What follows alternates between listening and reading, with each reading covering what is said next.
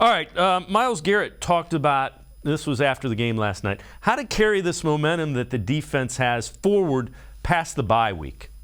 It's got to be routine. It's got to be the standard. Week in and week out. Got to make sure that everything that we did leading up to this game, it's got to be the same way week after this one. And I think we have what it takes. And now we've taken our hits, we've taken our lumps, and we see what we've got to do, the dedication we've got to have for the game, and what it takes to get wins in this league, because they don't come easily. And right now, to get a win like this, in this dominant fashion, it's showing, it really opens some guys' eyes to know how good we can really be.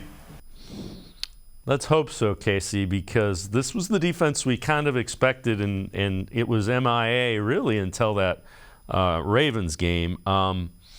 They were good, and the thing that gives you hope is they strung together 8-9 games where they were really good last year. So can they do it again?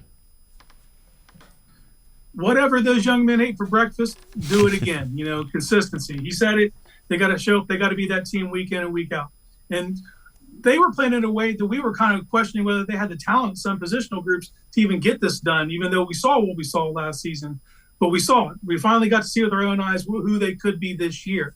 So they need to realize that in the locker room. They need to approach it that way. That is the standard. He's right. That was the standard that we were holding them to, and the reason we were considering them a disappointment throughout the beginning of the season.